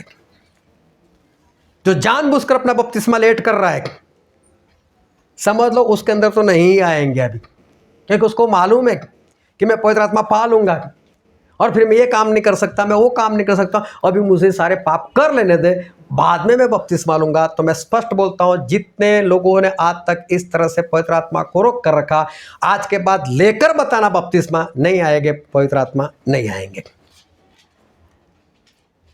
चाहे 10 बार प्रेरितों को बुला लो या 10 प्रेरितों को इकट्ठा कर लो, अभी लेना ही नहीं, लेकर भी नरक में ही जाने वालों, इससे अच्छा है लेना ही नहीं। और स्पष्ट मैं कहता हूँ कि उन्होंने तो पहले से ही दुखी कर दिया और इसलिए अब पवित्र आत्मा उनके अंदर नहीं आएंगे, पवित्र आत्मा पहले से ही दूर हो गए। लेकिन ये कौन लोग हैं जो पवित्र आत्मा को दुखी कर देता है? ये कैसे लोग हैं जो पवित्र आत्मा को दुखी कर देते हैं? ये ऐसे लोग हैं जिनको होल नाइट की वैल्यू क्या है, कीमत क्या है नहीं मालूम, प्रार्थना की कीमत क्या है उनको मालूम नहीं। कौन लोग है जो हमें विनती देता है, कौन लोग है उनके ऊपर क्या गुजर रही है, उनको कैसी कैसी परेशानी है, जो हम लोगों को बोलते हैं हमारे लिए प्रार्थना करना। अरे कौन बोलेंगे आपको प्रार्थना करो? आपको कोई नहीं बोलता प्रार्थना करने के लिए। आज इतने इतने अपडेट लेते हैं ना, ये मत समझना आपके नाम से आपके ऊपर कोई विनती आती है, वो किसी और की वजह से आ रही है। और आ रही है तो सोचो कि उनके ऊपर क्या गुजर रही है, और उनको प्रार्थना करने के लिए कौन बोलेगा। लेकिन फिर भी विनती आ रही है और प्रार्थना का मौका मिल रहा है, तो जिसको इस बात की कदर नहीं, जिसको मरना है मरो, जो बीमार है रहे, मुझसे क्या लेना देना, मैं तो ठीक हूं ना बस। जिसको होल नाइट की वैल्यू नहीं, जिसको दूसरे के दुखों के बारे में कोई वैल्यू नहीं, उसकी कदर नहीं, ऐसे लोग जो है ना, वो पवित्र आत्मा वो लोग खो देते। जिनको दूसरे के प्रति प्रेम नहीं, बैर है, ऐसे लोग पवित्र आत्मा को खो देते हैं। ऐसे लोग कि जो अपनी नींद को ज़्यादा प्रेम करते हैं, ऐसे लोग पवित्र आत्मा को वो खो देते हैं। और पवित्र आत्मा को खोना सही में वो बहुत बड़ी गलती है। ऐसे लोग पवित्र आत्मा खो देते हैं जिनको संगति की वैल्यू नहीं, क्योंकि जहाँ 2 या 3 मेरे नाम से इकट्ठे होते हैं वहाँ पर मैं हाजिर रहता हूँ। सही में वो लोग संगति नहीं, परमेश्वर की उपस्थिति नहीं चाहते। और ऐसे लोग पवित्र आत्मा को खो देते हैं कि जिनको संगति की वैल्यू नहीं, जिनको प्रभु यीशु के लहू और मांस की वैल्यू नहीं। इतना अनमोल लहू, इतना अनमोल और पवित्र मांस, जिसको उसकी वैल्यू नहीं। और ऐसे लोग पवित्र आत्मा को खो देते, जो अपनी कमाई को ज़्यादा प्रेम करते हैं, अपने रिश्तेदारों को ज़्यादा प्रेम करते हैं, और बर्थडे पार्टियों को, मैरिज एनिवर्सरी को, ऐसी बातों को जो ज़्यादा प्रेम करते हैं और संगति को छोड़ देते हैं, प्रभु भोज को छोड़ देते हैं। ऐसे लोग पवित्र आत्मा को दुखी कर देते और पवित्र आत्मा खो देते, और ऐसे लोगों से पवित्र आत्मा चले जाते।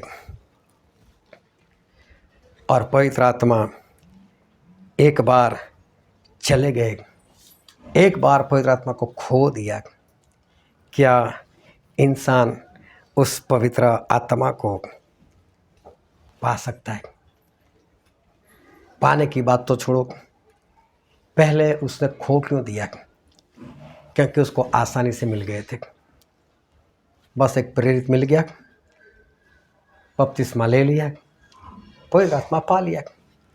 ना उसके लिए कोई प्रार्थना की थी तो 1-2 बार, ना उसके लिए कोई उपवास किया था। सस्ते में मिल गए, मुफ्त में मिल गए, जल्दी से मिल गए, और इसलिए उनको पवित्र आत्मा की वैल्यू नहीं। और वैल्यू नहीं इसलिए वो पवित्र आत्मा को खो बैठते। अगर वैल्यू पता चलती तो कभी नहीं खोते। आप अपने घर में लोहे का हथौड़ा होता है, उसका वेट कितना होता है, लेकिन देखना ढूंढना पड़ेगा, ये हथौड़ा लाओ तो 4 और ढूंढेंगे। लेकिन कभी बोलो सोने की चेन लाओ तो उसकी वैल्यू मालूम है ना, चाहे 2 ग्राम की, 5 ग्राम की, 10 ग्राम की। ठहरो अभी अलमारी खोलो, ये चाबी लाओ, ताला नहीं खोलो, फिर अंदर एक और जगह होगी, वहाँ पर भी लोग होगा, वहाँ से निकालो, ये रही चेन। और हथौड़ा इतना बड़ा रखते संभाल कर, वैल्यू नहीं है उसकी। मुफ्त में मिल गए ना, आसानी से मिल गए ना, बस प्रयत्न प्रार्थना कर देना, पा लिया ना पवित्र आत्मा। वैल्यू नहीं पवित्र आत्मा की, और इसलिए इंसान उसकी कदर नहीं करते, और इंसान आसानी से पवित्र आत्मा को वो खो देता है। लेकिन क्या इंसान उस पवित्र आत्मा को दूसरी बार पा सकता है क्या? अब ध्यान से समझना पूरा वचन। क्या एक बार पवित्र आत्मा खो जाए, इंसान खो बैठे, क्या इंसान उसको दोबारा पा सकता है? जो वचन आज हमने पढ़ा था मत्ती रचित सुसमाचार इसका 25वां अध्याय, और हमने पढ़ा था पहले वचन से लेकर उसके 13 वचन तक। और ये वचन बार बार हमने पढ़ा है कि 10 कुमारिका की बात की है, उसमें से 5 बुद्धिमान थी, 5 मूर्ख थी। सभी की शादी तय हो गई थी, सभी अपने दूल्हे का इंतज़ार कर रही थी, सभी तैयार थी, रात हो गई, सभी ने मसाल जला ली और सभी लोग दूल्हे का इंतज़ार करने के लिए अपने घर से बाहर निकल गई। सारी चौराहे पर चली गई, दूल्हे को आने में देर लग गई, सारी की सारी वहाँ पर सो गई। आधी रात हुई, दूल्हे की आवाज़ आई कि दूल्हा आ चुका है। सभी ने आवाज़ सुनी, 10 की 10 जाग गई। लेकिन जब जाग कर देखा तो 10 की 10 की मसाल बुझ रही थी। लेकिन 5 बुद्धिमान को बुद्धिमान इसलिए कहा गया कि वो घर से एक्स्ट्रा तेल लेकर आई थी और उन्होंने अपनी मसाल में तेल डालने का शुरू किया। और 5 मूर्ख को मूर्ख इसलिए कहा गया क्योंकि वो उन घर से एक्स्ट्रा तेल लेकर नहीं आई थी और उन्होंने बुद्धिमान से कहा कि हमें कुछ तेल दे दो और हम भी अपनी मसाले में डालें, थोड़ा आप डालो, थोड़ा हम डालें, दोनों को हो जाएगा। बोले दोनों को नहीं होगा, अगर आपको चाहिए तो जाओ बाज़ार से लेकर खरीद कर लेकर आओ।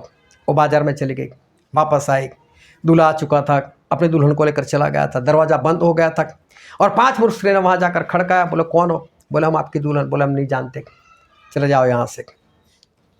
ये घटना हुई थी।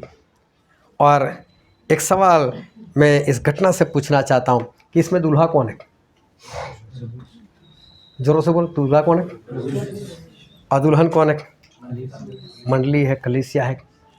मशाल क्या है? वचन है। और तेल क्या है? तेल पवित्र आत्मा है। हालेलुया। बहुत बार सुना है हमने, तेल वो पवित्र आत्मा है। 5 के पास तेल खत्म हो गया, घर से एक्स्ट्रा तेल लेकर नहीं आई थी। अपनी लापरवाही के कारण ये लोग दूल्हे के साथ नहीं जा पाई और इसीलिए इन 5 लोगों को मूर्ख कहा गया।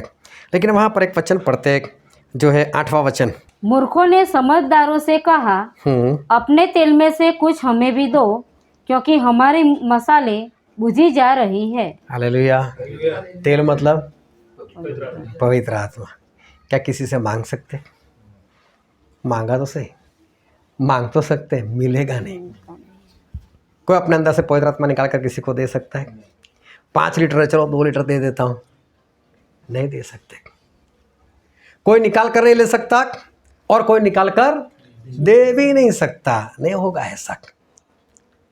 देखो, आज तक पवित्र आत्मा नहीं मांगा इन लोगों ने, आज तक तो मौज मस्ती में रहे और अभी आखिरी दिन ये लोग ऐसा कहते हैं कि हमें तेल दो, मतलब हमें पवित्र आत्मा दो। पवित्र आत्मा हम नहीं बांट सकते। बांटने के लिए हमारे पास बहुत कुछ है। दान बांटो, 10 मास बांटो, 2 घंटे 24 मिनट बांटो, निकालो लोगों के लिए, 2 लोगों को अच्छी वस्तुओं में से दो।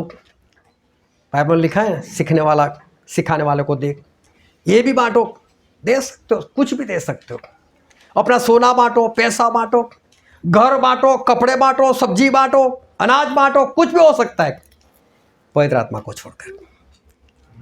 पवित्र आत्मा कोई नहीं बांट सकता। पवित्र आत्मा अपने अंदर से निकाल कर किसी को नहीं दे सकता और कोई किसी के अंदर से निकाल कर अपने अंदर डाल नहीं सकता। बांटने के लिए और बहुत सारी वस्तुएं हैं, लेकिन पवित्र आत्मा आप नहीं बांट सकते। पवित्र आत्मा आप नहीं ले सकते किसी के अंदर से। हालेलुया। फिर आगे पढ़ो उसका 9वां वचन। परंतु समझदारों ने उत्तर दिया, कदाचित यह हमारे और तुम्हारे लिए पूरा न हो। भला तो यह है कि तुम बेचने वालों के पास जाकर अपने लिए मोल ले लो। हालेलुया। अब आखिरी दिन प्रेरित को बुलाओ तो अभी पवित्र आत्मा नहीं मिलेंगे। अब कुछ भी करो, लेकिन अब पवित्र आत्मा नहीं दिए जाएंगे। अब पवित्र आत्मा किसी के अंदर से निकाल नहीं सकोगे और किसी को बोलकर, उसको बोलकर भी आप उसके पास से नहीं ले सकते। बात अब ख़त्म हो गई, सब कुछ अब ख़त्म हो गया। अब बोलते हैं कि बाहर जाओ, बाज़ार में चले जाओ और बाज़ार से लेकर आओ। ध्यान से समझना, शाऊल राजा ने पवित्र आत्मा पाए थे कि नहीं? खो बैठे हो। पहला समूह 16 का चल। यहोवा का आत्मा साउल पर से उठ गया और यहोवा की ओर से एक दुष्ट आत्मा उसे घबराने लगा। हाँ, अब शाऊल के अंदर से पवित्र आत्मा चले गए थे। मर गया तब तक मिला उसको? शाऊल के अंदर से पवित्र आत्मा चले गए, शाऊल मर गए तब तक पवित्र आत्मा वापस नहीं मिले उनको। शमसून में पवित्र आत्मा थे, एक बार गवा दिया, क्या फिर मिला उनको? कभी नहीं मिला। एक मौका जब बपतिस्मा लिया, प्रेरित आ गया, प्रार्थना की, पवित्र आत्मा मिल गई। अब इस 5 मूर्ख को बुद्धिमान ऐसे बोलते, जाओ बाजार और खरीद कर लेकर आओ। क्या पवित्र आत्मा बिकाऊ है? क्या पवित्र आत्मा कहीं से पैसों से खरीदा जा सकता है? ये तेल कहीं पर भी नहीं मिलता, ये पवित्र आत्मा कहीं पर भी बिकाऊ नहीं है, किसी दुकान में नहीं मिलते। लेकिन बुद्धिमानों ने ऐसा क्यों कहा कि जाओ बाजार जाओ और खरीद कर लेकर आओ? और एक वचन और पढ़ते हैं जो प्रकाशित वाक्य उसका 3रा अध्याय उसका 18 वचन। इसीलिए मैं तुम्हें सम्मति देता हूँ कि आग में ताया हुआ सोना मुझसे मोल ले कि तू धनी हो जाए, और श्वेत वस्त्र ले ले कि पहनकर तुझे अपने नंगेपन की लज्जा न हो, और अपनी आँखों में लगाने के लिए सुरमा ले कि तू देखने लगे। यहाँ पर 3 बातें लिखी और तीनों परमेश्वर से बोलते हैं मेरे पास से बिकाऊ है, ले ले। उसमें सबसे पहली बात है सोना। अभी मैं इसके डिटेल में नहीं जाना चाहता क्योंकि हमारा सब्जेक्ट नहीं, लेकिन सोना मतलब परमेश्वर का वचन है। दूसरी बात वहाँ पर लिखी है कि सोना, और सोने के बाद वस्त्र, और वस्त्र का मतलब होता है आज्ञाकारी। और तीसरी बात सुरमा, और सुरमा मतलब पवित्र आत्मा के बारे में लिखा है। ये 3 चीज़ मेरे पास से ले ले, वचन, दूसरी आज्ञाकारी। लेकिन पहले क्या? वचन, दूसरा क्या? आज्ञाकारी। वचन होगा तो आज्ञाकारी आएगी ना। पहले क्या चाहिए? वचन। वचन होगा तो आज्ञाकारी करना चाहोगे तो आज्ञाकारी आएगी। ये दोनों होंगे तो पवित्र आत्मा मिल जाएंगे। हालेलुया। लेकिन प्रभु ने क्या बोला? तीनों चीज़ खरीदो मुझसे। खरीदने को बोला कि तू मुझसे ले ले, ये बिकाऊ है, मैं तुझे देता हूँ, मैं तुझे बेचता हूँ, तू ले ले। सही में इनमें से कोई भी चीज़ वो बिकती नहीं है। लेकिन परमेश्वर बोला तो अपने आप को धनवान समझता है, लेकिन मैं बोलता हूँ तू कंगाल है, तू नंगा है। क्यों? तेरे पास इस संसार की कितनी भी धन संपत्ति हो, लेकिन तेरे पास वचन नहीं, तेरे पास आज्ञाकारी नहीं, तेरे पास पवित्र आत्मा नहीं, तो तू कंगाल है, तेरे पास कुछ भी नहीं है। लेकिन तू धनवान हो जाए इसलिए मेरे पास से सोना खरीद ले, मतलब वचन ले ले। तू मेरे पास से वस्त्र ले ले, मतलब आज्ञाकारी खरीद ले। और तीसरी बात सुरमा ले ले, मतलब तुझे दिखने लगे, मतलब पवित्र आत्मा भी तू मेरे पास से ले ले। तो पहले क्या लेना है? वचन। दूसरा क्या लेना है? आज्ञाकारी। अभी वचन तो क्या कहता है? होल नाइट करो, प्रार्थना करो, है ना, लगातार करना पड़ेगा, संगति में जाना पड़ेगा, उपवास करना पड़ेगा। ये सारे वचन है। वचन है तो उसकी आज्ञाकारी करो, संगति में लगातार रहो, प्रार्थना में लगातार बने रहो, प्रेरितों से शिक्षा पाने में बने रहो, प्रभु भोज में बने रहो, और प्रार्थना में लवलीन रहो। ये सब कुछ करोगे तो अब तुम्हें एक बार फिर से ध्यान समझना, अब ये करोगे तो अब आसानी से अब नहीं मिलने वाले। एक बार पवित्र आत्मा गवा दिया, अब आसानी से नहीं मिलेगा। अब मेहनत करनी पड़ेगी वचन के लिए, आज्ञाकारी के लिए। आपको खुद करना पड़ेगा क्योंकि पवित्र आत्मा है नहीं। पवित्र आत्मा आज्ञाकारी करवाते हैं, लेकिन अभी तो पवित्र आत्मा नहीं, आपको खुद को करना पड़ेगा, खुद की मेहनत लगानी पड़ेगी, उपवास करना पड़ेगा, संगति में जाना पड़ेगा, प्रार्थना करना पड़ेगा, लगातार प्रभु भोज में बने रहना पड़ेगा, होल नाइट में बने रहना पड़ेगा। ये सारी बातें अगर आप करते रहोगे, ये सारी आज्ञाकारी अगर आप करते रहोगे, उसके लिए खर्च होता है। संगति में ऐसा नहीं जाया जाता, उसके लिए खर्च करना पड़ता है, कुछ पैसों का खर्च करना पड़ेगा। एक दूसरे को प्रेम करने के लिए आपको खर्च करना पड़ता है। पिछली बार मैंने दावे से बोला था कि अगले संडे भी आप अंकलेश्वर वाले को चाय तक नहीं पिलाओगे, बोला था ना। हुआ पूरा हफ्ता, कोई भी एक हो कि इस बार मेरे घर खिलाऊंगा, मेरा दावा था। अगर मैं झूठा ठहरता तो मैं मुझे खुशी होती, आनंद होता। नहीं हुआ ऐसा। अब प्रेम करना पड़ेगा। जब क्यों नहीं हुआ है, नहीं पवित्र आत्मा बहुत स्पष्ट बोलता हूँ मैं, होता तो कर देते आप, नहीं हो रहा है। ये मत समझो मैं मेरा घर नहीं लेकर जा सकता, बाहर खिला सकते हो, करो खर्च, नहीं क्यों कर सकते, लेकिन मालूम है होली स्पिरिट खत्म, इसलिए इंसान नहीं कर पा रहा है, नहीं हो रहा है, उससे प्रेम नहीं हो रहा है। अब वापस चाहिए तो सब करना पड़ेगा, ये मेहनत करनी पड़ेगी। आप लोग भूखे तो नहीं जाते वापस, अंकलेश्वर वाले भूखे तो नहीं जाते हैं? हाँ, इनका तो परमेश्वर करते ही करते। ये मत समझना आप खिलाओगे तो खा कर जाएंगे, वो तो फिर भी खा कर जाएंगे। हालेलुया।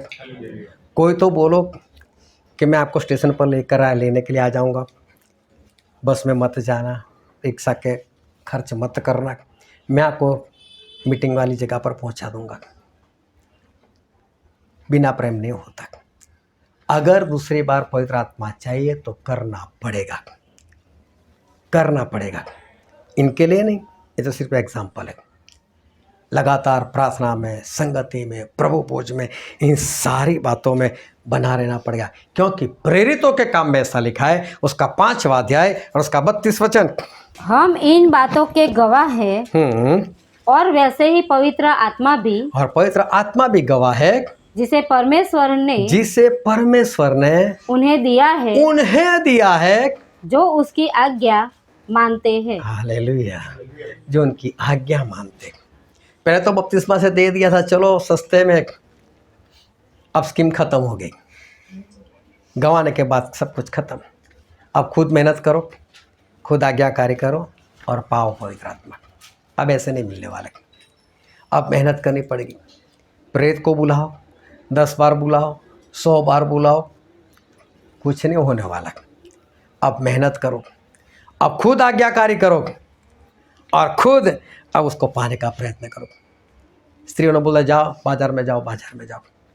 और मालूम है क्या हुआ? जो वचन हमने पढ़ा था मत्ती 25 और उसका 10वां वचन पढ़ा तो, जब वे मोल लेने को जा रही थी तो दूल्हा आ पहुंचा, और जो तैयार थी वे उसके साथ विवाह के घर में चली गई और द्वार बंद किया गया। यहाँ पर ऐसा लिखा है कि जब वो वापस आई, दूल्हा आ गया था, सब चले गए थे, आखिरी दिन कुछ नहीं होगा।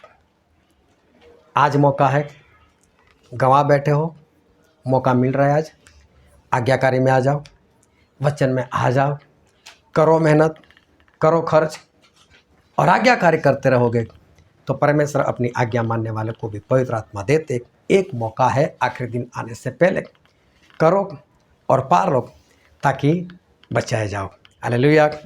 हम सभी अपनी आंखों को बंद करें, अपने मस्तकों को प्रभु यीशु के आगे झुकाए। जो राजाओं के राजा है, जो प्रभु के प्रभु है, जो हमारे बीच में है, जो हमसे बहुत प्रेम करते हैं। मेरे प्रियो, ये वक्त है अपने आप से बात करने का, अपने आप को जांचने का, अपने आप की परीक्षा करने का। आज मैं कहाँ पर हूँ? पवित्र आत्मा आते हैं, अपना अभिषेक देते हैं, अपना काम करवाते हैं, और इसीलिए पवित्र आत्मा हमारे अंदर आते हैं, आपको अलग अलग काम देते हैं और उस काम के लिए आपका इस्तेमाल करते हैं।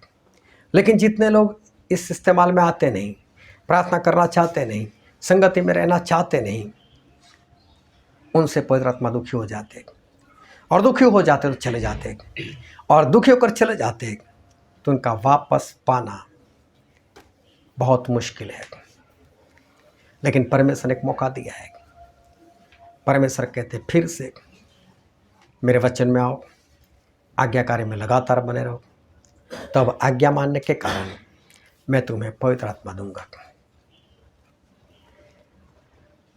अगर आज आपका आत्मा वो अंदर से जवाब दे रहा है कि हाँ तू गवाह बैठा है, तो आज वक्त है कि आखिरी मौका जो मिल रहा है उसको पाले, वचन को प्राप्त करे, लगातार वचन में बने रहे, लगातार बाइबल पढ़ते, लगातार संगति में जाए, जो भी सीखते उसको माने 100% माने, प्रयत्न ना करें, मानना ही मानना है। अभी तो अभी तो मौका चला गया है, अभी फिर से बपतिस्मा तो होने वाला है नहीं, तो बस आज्ञाकारी करो ताकि एक बार फिर परमेश्वर की कृपा हो जाए और पवित्र आत्मा आपको मिल जाए। या आपकी मेहनत को देख, ज़्यादा उपवास करो, ज़्यादा प्रार्थना करो, ज़्यादा संगति में रहो, ज़्यादा प्रभु बोझ में रहो, आज्ञाकारी में बने रहो ताकि आप बचाए जाओ। एक बार फिर से पवित्र आत्मा आपको मिल जाएगी।